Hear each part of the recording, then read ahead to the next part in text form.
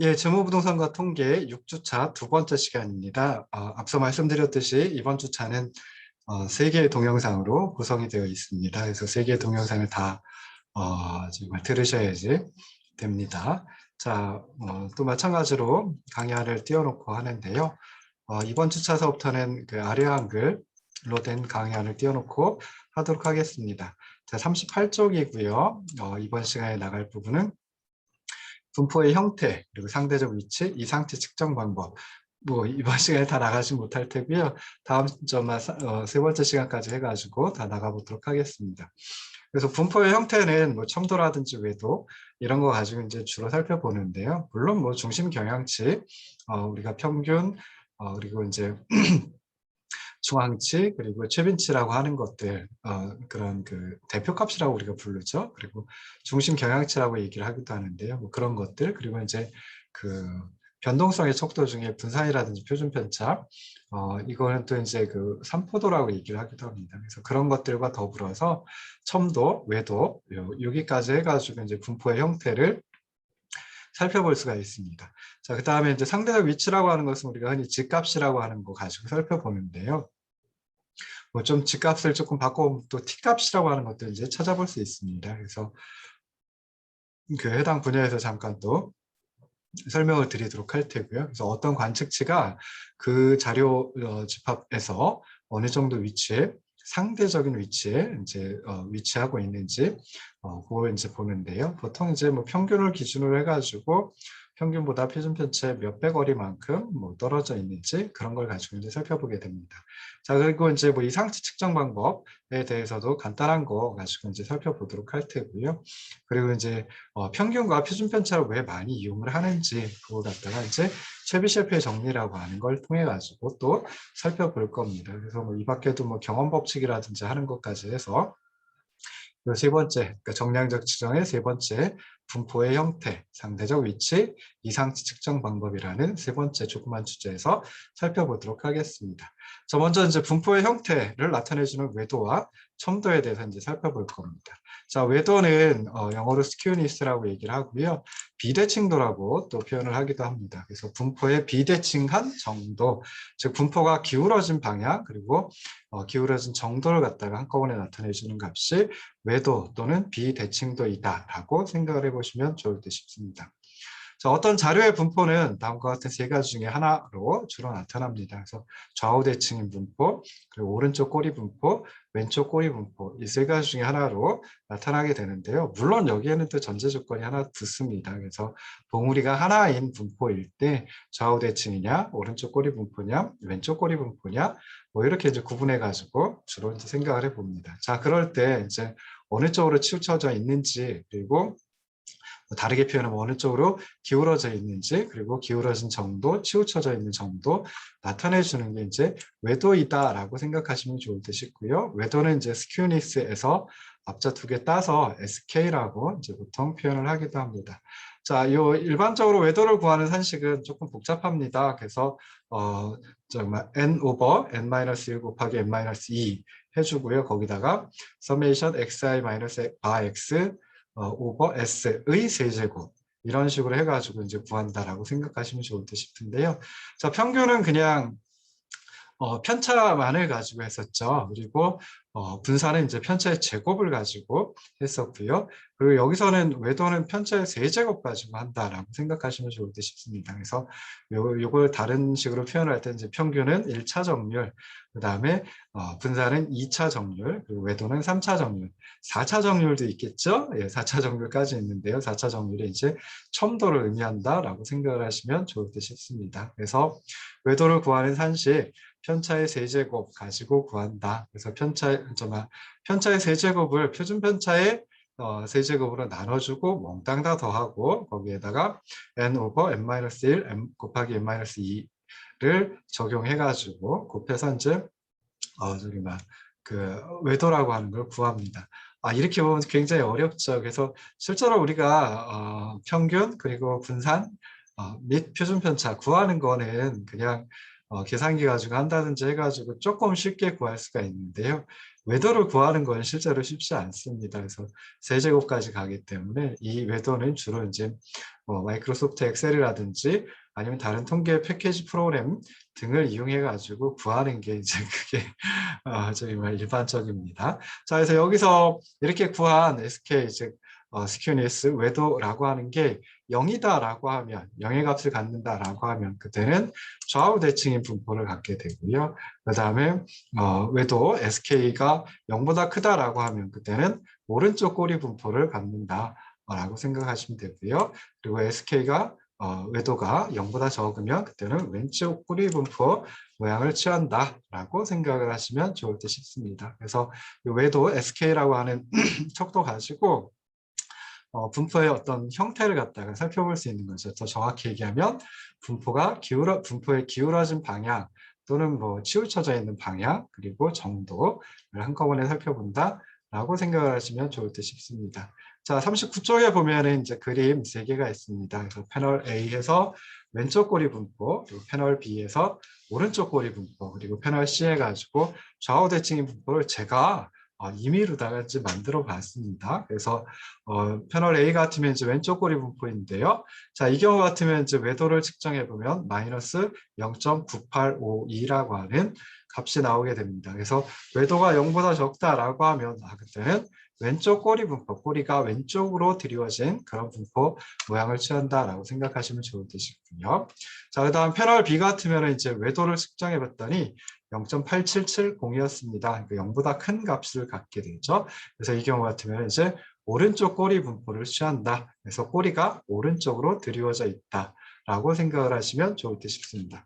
자, 마지막으로 패널 C 같은 경우에는 이제 좌우 대칭이 되도록 제가 관측지들을 구성을 해봤습니다. 그래서 외도 측정해 봤더니 좌우 대칭일 때는 0이다라고 하는 거 생각해 볼 수 있습니다. 그래서 이렇게 해가지고 이제 외도를 갖다가 살펴봤는데요. 자, 우리 전에 대졸 초임 자료 했었죠. 그래서 12명의 대졸 초임 자료. 이걸 이제 손으로 계산할 수는 없으니까요. 그래서 어려우니까요. 그래서 이제 마이크로소프트 엑셀의 기술통계법 12번째 실습 자료가 이제 기술통계법 활용이었죠. 그래서 기술통계법이라고 하는 메뉴를 통해 가지고 대졸 초임 자료의 외도를 측정해 봤더니 1.7189라고 하는 수치값을 얻게 되었습니다. 그러면 이게 0보다 크니까 대졸 초임 자료는 오른쪽 꼬리 분포를 취하고 있구나. 이렇게 이제 생각을 하시면 좋을 듯 싶어요. 그래서 요 그 외도하고 그러니까 그 기울어져 있는 저기 그 비대칭도 이거 가지고 이제 살펴볼 수 있는 게 평균과 중앙값의 위치입니다. 그래서 일반적으로 좌우 대칭이다. 그러니까 이 경우 같으면은 요 위 그림에서 패널 C의 경우가 되죠. 그래서 이럴 때는 평균과 즉 좌우 대칭인 분포에서는 평균과 중앙값이 정확히 동일하다, 일치한다. 라고 이제 생각을 하시면 좋을 듯 싶습니다. 그러다 보니까 좌우 대칭인 분포일 때는 그 중심 경향치 또는 대표값이라고 하는 것으로다가 뭐 평균을 쓰든 중앙값을 쓰든 뭐 별 상관이 없다. 근데 우리는 평균을 주로 많이 쓰긴 합니다. 자, 그 다음에 이제 오른쪽 꼬리 분포 같으면 어떻게 되느냐? 평균이 중앙값보다 더 크다라고 생각해 볼 수 있습니다. 패널 B가 오른쪽 꼬리 분포인데요. 평균은 한 요 정도에 있겠죠. 요 정도에 있는데, 근데 이제 중앙값은 그것보다 더 아래쪽에 있다라고 생각해 볼 수 있습니다. 그래서 평균이 한 요 정도 크기이다라고 하면 중앙값은 그것보다 왼쪽에 있다. 이렇게 이제 생각하시면 좋을 듯이고요. 그다음 왼쪽 꼬리 분포일 때는 평균이 중앙값보다 더 적게 나타난다. 평균이 왼쪽에 있고 그 오른쪽에 중앙값이 있다. 이렇게 이제 생각을 하시면 좋을 듯 싶습니다. 그래서 정리해 보면 좌우 대칭인 분포에서는 평균과 중앙값이 동일하다라고 생각하시면 되고요. 오른쪽 꼬리 분포 같으면 평균이 중앙값보다 더 크다. 그러니까 평균이 오른쪽에 위치하고 중앙값이 왼쪽에 위치한다라고 생각하시면 되고요. 마지막으로 왼쪽 꼬리 분포에서는 평균이 중앙값보다 더 적다라고 생각하시면 될 듯 싶습니다. 그러면은 왼쪽 꼬리 분포에서는 평균이 왼쪽에 위치하고 그다음에 중앙값이 오른쪽에 위치한다. 뭐 이렇게 이제 한번 살펴볼 수 있다라는 거죠. 그래서 이렇게 평균하고 중앙값의 위치 가지고 또 외도를 어느 정도 비대칭 도를 어느 정도 이제 측정을 해볼 수가 있습니다. 그래서 피어슨이라고 하는 학자가 비대칭도 계수라고 하는 걸 이제 찾아냈는데요. 그래서 피어슨 앞자 따가지고 외도 이것도 이제 외도 또는 비대칭도니까 S라고 하는데 피어슨이라는 학자 이름의 앞자를 따서 SP라고 또 이제 하는 비대칭도 계수를 살펴볼 수 있습니다. 그래서 피어슨의 비대칭도 계수는 이런 산식 가지고 이제 구할 수가 있습니다. 바 x에서 즉 표본 평균에서 MD 표본의 중앙값을 빼주고요. 그놈의 3을 곱해주고 그것을 다시 표본 표준 편차로 나눠주면은 이게 이제 피어슨의 비대칭도 계수가 됩니다. 그래서 요거 저기 보시면요, 평균하고 중앙값이 동일하다라고 하면 바x하고 MD가 동일하다라고 하면 요 비대칭도 계수 나타내주는 산식에서 괄호 안에 우변 괄호 안에 들어가 있는 부분이 0이 되겠죠. 그러면은 비대칭도 계수도 0이 됩니다. 그래서 피어슨의 비대칭도 계수가 0이면 그럼 그 소리는 뭔 소리냐면은 평균과 중앙값이 일치한다라는 소리거든요. 그래서 그럴 때는 좌우대칭인 분포구나라고 생각을 하시면 좋을 듯 싶습니다. 자, 그 다음에 여기서 보시면 괄호 안에서 x가 표본 평균이 MD 중앙값보다 더 크다라고 하면 괄호 안에 있는 괄호 안에 나오는 결과적으로 나오는 숫자의 크기는 0보다 크겠죠. x가 MD보다 크니까 이 괄호 전체는 0보다 큰 값을 갖게 됩니다. 그리고 거기다 3 곱해주고 그 다음에 양의 값을 갖는 표본 표준 편차로 나눠주게 되면은 이 비대칭도 계수도 0보다 크게 나옵니다. 그래서 표본 평균 x가 중앙값 MD보다 크다라고 하면 그때는 피어슨의 비대칭도 계수가 0보다 크다. 그리고 그럴 때가 바로 이제 오른쪽 꼬리 분포이다. 이렇게 이제 판단을 내릴 수가 있습니다.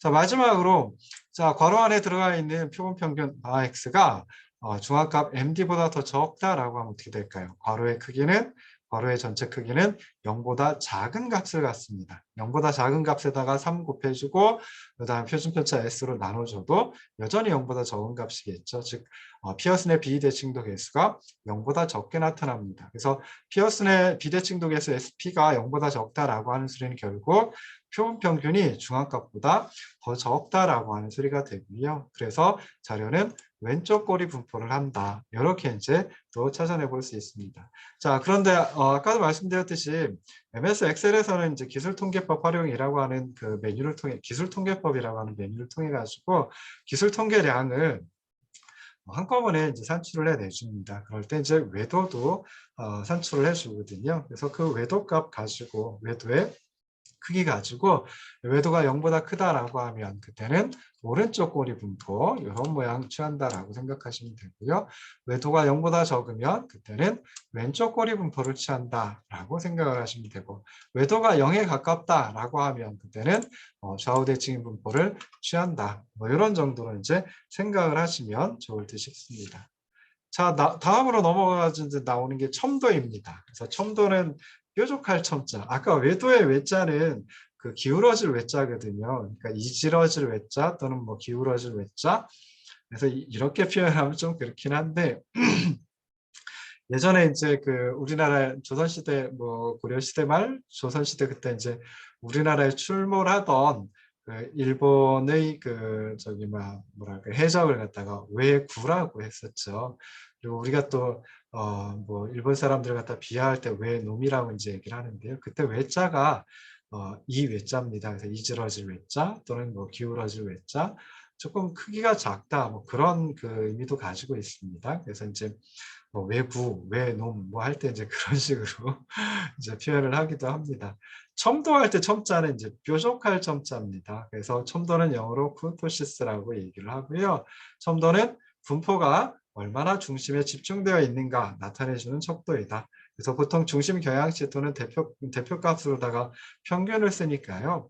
평균을 중심으로 해가지고 얼마나 집중되어 있는지 그래서 분포의 모양이 얼마나 뾰족한지 그 뾰족함의 정도를 측정하는 속도가 첨도라고 얘기를 합니다. 그래서 여기서는 이제 첨도 구하는 산식을 일부러 안 써놨어요. 4차 정률까지 나오기 때문에 편차의 4제곱까지 나오기 때문에 이게 좀 귀찮거든요. 그래서 머리 아플까 봐 이제 저기만 빼버렸습니다. 아까 외도 같으면은 그냥 일반적으로 구하는 외도와 그리고 이제 피어슨의 비대칭도 개수 두 가지를 이제 설명을 드려야 돼서 산식을 좀 써놓았고요. 첨도는 이제 좀 더 복잡하기 때문에 그리고 뭐 구하는 방식이 하나 뭐 이것도 두 가지가 있긴 한데요. 그래서 구하는 방식이 기본적으로 하나입니다. 그래서 써놓지는 않았습니다. 자, 첨도가 큰 값을 가지면 그때 분포는 뾰족한 봉우리를 가지고요. 물론 또 봉우리가 하나인 경우 가지고 생각하시면 됩니다. 그리고 작은 값을 가지면 첨도가 작은 값을 갖는다라고 하면 좀 더 봉우리가 평평하다라고 이제 생각을 해볼 수 있습니다. 그래서 첨도가 크다라고 하면 이런 식의 모양인데요. 첨도가 작다라고 하면 이런 식의 모양으로 나타나게 된다라고 생각하시면 좋을 듯 싶어요. 자, 그런데 정규 분포의 첨도는 3입니다. 그래서 구해내면 3이 되는데요. 그래서 일반적으로 어떤 자료의 첨도는 그 첨도에서 정규 분포의 첨도인 3을 빼가지고 이제 나타내기도 합니다. 그래서 첨도가 이렇게 이제 정규 분포의 첨도 3을 빼준 그 첨도 가지고 자료의 분포를 해석하자라고 하면은 첨도가 0보다 크다라고 하면 정규 분포보다 조금 더 뾰족한 봉우리를 갖는구나라고 생각하시면 되고요. 첨도가 0보다 적다라고 하면 그때는 정규 분포보다 조금 더 평평한 봉우리를 갖는구나 라고 생각을 하시면 좋을 듯 싶어요. 그래서 아까 우리 살펴봤던 대졸초임 자료 12명 대졸초임 자료 계속 나오는데요. 그걸 이제 엑셀의 기술통계법 활용해 가지고 첨도를 측정하면 얼마가 나오냐면 1.0911이라고 하는 그런 첨도 수치가 나옵니다. 그러면은 대졸초임 자료는 정규 분포보다 조금 더 뾰족한 그런 봉우리를 갖고 있구나라고 이제 생각을 하시면 좋을 듯 싶어요. 그래서 사실 뭐 외도 평균, 표준 편차, 평균 분산, 그리고 외도까지는 그래도 좀 많이 쓰거든요. 첨도는 아주 많이 사용하지는 않습니다. 그래서 첨도는 계산하기도 굉장히 복잡하고요. 그다음에 또 통계학에서 많이 이용을 하지 않는다. 그럼에도 불구하고 첨도도 이제 기술 통계량 중에 하나로 제시하는 경우가 많습니다. 그래서 얼마나 뾰족하느냐, 특히 정규 분포에 비해서 얼마나 더 뾰족한지 또는 얼마나 더 평평한지 나타내주는 게 첨도이다. 쿠르토시스 영어로 첨도이다 라고 생각을 하시면 좋을 듯 싶습니다. 자, 이제 우리가 많이 살펴보는 게 이제 상대적 위치라고 하는 G값을 또 많이 살펴봅니다. 그래서 제가 여러분들 통계학 과목 이제 프로젝트 활동이 전체 전체 평가 항목 중에 50%의 비중을 차지하고 있죠. 굉장히 많습니다. 그래서 프로젝트 활동을 하면 이제 좀 높은 점수를 받을 테고요.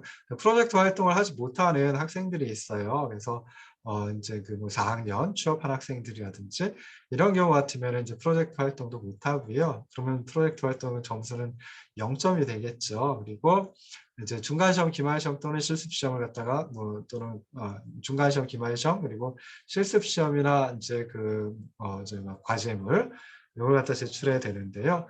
중간시험하고 기말시험이 만약에 동일한 배점이 동일하게 중요하다라고 하면 예전에 그렇게 했었거든요. 그래서 그럴 때는 이 근데 그럴 때 두 번의 시험 중에 한 번만 치르고 한 번을 치르지 않아도 된다라고 얘기를 합니다. 그러면 이제 대부분의 4학년 취업한 학생들 같은 경우에는 중간시험이나 기말시험 둘 중에 하나만 치르거든요. 그러면 그럴 때 이제 중간시험을 치렀다라고 하면 그러면 중간시험의 점수를 그 학생의 점수를 4학년 취업한 학생의 점수를 표준화시키고 그 다음에 이제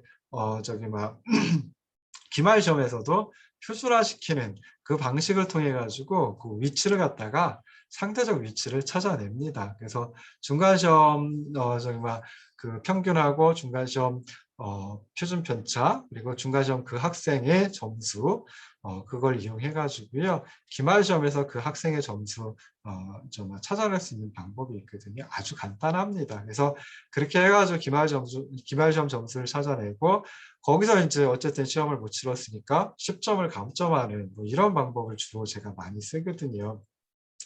4학년 학생들은 F학점을 줄 수는 없으니까 그래서 이제 그런 방법을 많이 쓰기도 합니다. 그래서 그럴 때 이제 쓰는 게 상대적 위치의 G값 이라고 하는 이걸 통해 이 값을 통해 가지고 이제 살펴봅니다.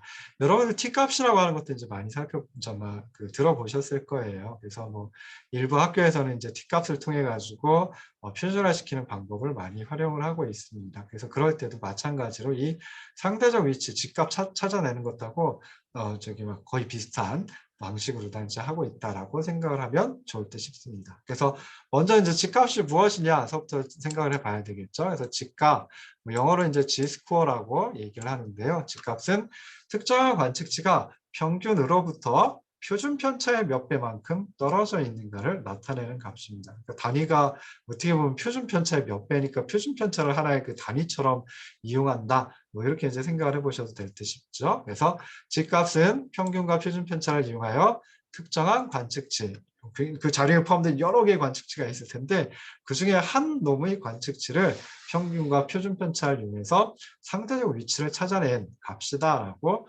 생각을 하시면 좋을 듯 싶습니다. 자, 그러면 이제 스몰 n개의 관측치, 그러니까 표본이 되겠죠. 그래서 x1서부터 x 스몰 n으로 이루어진 표본의 평균이 바 x고 표준 편차가 s라고 하면 특정한 관측치, i번째 관측치 xi의 g값, 요걸 이제 GI라고 표현을 합니다. 그래서 i번째 관측치의 G값, GI라고 이제 보통 표현을 하는데요. 그 GI, i번째 관측치의 상대적 위치, G값은 어떻게 찾아내느냐? 그 관측치의 실제값, XI가 되겠죠. 거기서 이제 표준 편차, 죄송합니다. 표본 평균, 바 X를 갖다 빼주고요. 그리고 그놈을 갖다가 표본 표준 편차 S로 다 나누어 가지고 구한다라고 생각을 하시면 좋을 듯 싶습니다. 요거 분자에 있는 거 계속 많이 봤죠, 뭐죠? 예, 편차입니다. 편차. 그래서 i번째 관측치 편차가 되고요. 그놈을 갖다가 표준 편차로 나눠줬어요. 그러니까 i번째 이걸 해석하면 i번째 관측치 xi가 바 x라고 하는 표본 평균으로부터 얼마나 떨어져 있는지 그 거리를 측정한다라고 생각해 볼 수 있죠. 근데 S로 다 나눠져요. 표준 편차로 나눠져요. 그러니까 여기까지 여기까지 들어가 보면은 그 i번째 관측치 xi가 표본 평균 바 x로부터 떨어져 있는데 표준 편차의 몇 배만큼 떨어져 있는지 상대적 위치를 찾는 게 G값이다라고 생각하시면 좋을 듯 싶습니다. 그래서 G값은 뭐 상대적 위치라고 표현을 하기도 하고요. 그 다음에 표준화된 값이다, 표준화 값이다 이렇게 이제 불러주기도 합니다. 그러면서 이제 요 방식, 요 산식을 갖다 이제 표준화 산식, 표준화하는 방식, 표준화하는 산식이다. 라고 또 이제 얘기를 하기도 합니다. 그래서 i번째 관측치의 값에서 실제 값에서 거기서 이제 관측치의 평균을 빼주고요. 그리고 그놈을 관측치의 표준 편차로 나눠준 거, 이게 G값, G스코어 또는 표준화 값이라고 이제 생각을 하시면 좋을 듯 싶습니다.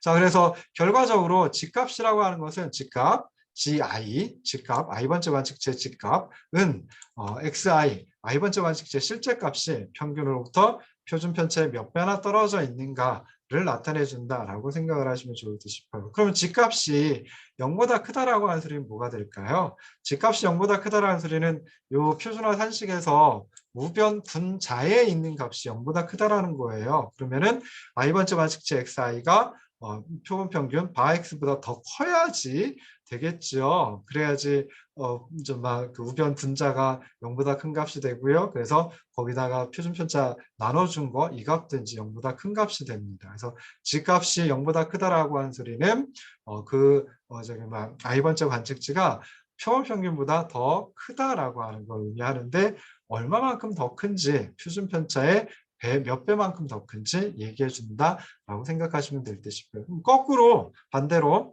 이 G값이 0보다 적다라고 하는 소리는 뭐겠어요? i번째 관측치가 표본 평균보다 더 적다라고 하는 걸 의미한다라고 생각하시면 될 듯 싶습니다. 그래서 예를 들어 가지고 G값이 1.2다라고 하는 소리는 이것은 G1이 1.2다라고 하면 첫 번째 관측치의 G값이 1.2라고 하는 소리죠. 그래서 첫 번째 관측치 X1은 표본 평균보다 표준 편차의 1.2배만큼 더 크다라고 하는 걸 의미한다라고 생각을 하시면 좋을 듯 싶습니다. 자, 그리고 이제 G값이 마이너스 0.5다라고 하면 그럴 때는 이제 막 이게 두 번째 관측집 x2의 집값 g2가 마이너스 0.5다라고 하면 그러면 두 번째 관측치 x2는 표본 평균보다 표본 평균보다 적은데 얼마만큼 더 적냐면 표준 편차의 0.5배만큼 더 적다라고 하는 걸 의미한다. 이렇게 이제 생각하시면 좋을 듯 싶어요. 그래서 아까도 말씀드렸듯이 특정한 관측치, 이번째 관측치의 집값이 양수이면 0보다 크면 그때는 실제 값이 평균보다 더 큰 값이 나오고요. 그 다음에 집값이 음수이다라고 하면 그때는 관측치의 실제 값이 평균보다 작다라고 하는 걸 의미한다라고 생각을 하시면 좋을 듯 싶습니다. 근데 서로 다른 두 자료가 있어요. 근데 집값이 동일한 관측치가 있다라고 하면 그 소리는 평균으로부터의 상대적 위치가 같다. 뭐 이렇게 이제 생각을 해보시면 좋을 듯 싶습니다. 그래서 표 2-10에 있는 5개 대학 강좌 자료 집값을 갖다 이제 구해봤거든요. 그래서 학생 수가 첫 번째 강좌는 46명이었고요. 그 다음에 표본 평균은 44명이에요. 그러니까 편차가 2명이 되겠죠. 그리고 표준 편차가 8이었습니다. 그래서 8로 다 나눠주면은 0.25라고 하는 값이 나옵니다. 그래서 첫 번째 강좌는 학생 수가 46명이고요. 평균 44명보다 표준 편차의 0.25배, 표준 편차 8의 0.25배, 이만큼 더 크다라고 이제 생각을 해보시면 되고요. 두 번째 강좌 같으면은 학생 수가 54명입니다. 그러니까 표본 평균이 44명이니까 54명에서 44명 빼준 편차가 10명이 되고요. 그리고 표준 편차 8명으로 나눠주면 1.25라고 하는 값을 갖게 됩니다. 그래서 이 두 번째 관측치는 두 번째 강좌의 학생 수는 평균 학생 수 44명보다 표준 편차 8의 집값 여기 1.25배만큼 8 곱하기 1.25한 것만큼 더 크다. 8 곱하기 1.25 하면 10이죠. 그래서 44명에다가 평균 44명에다가 요 저기만 1.25 곱하기 집값 1.25 곱하기 죄송합니다. 1.25 곱하기 표준 편차 10명 합쳐주면 54명이 돼요. 그래서 이런 식으로 해가지고 5개 대학 강좌 자료에 집값을 갖다가 쭉 저희 첫 번째 강좌에서부터 5번째 강좌까지 다 한번 찾아볼 수 있습니다. 그래서 한번 찾아보세요. 그래서 여기까지 해서 두 번째 시간 마치도록 하겠습니다. 그래서 잠깐 쉬었다가 다시 세 번째 시간으로 찾아뵙도록 하겠습니다.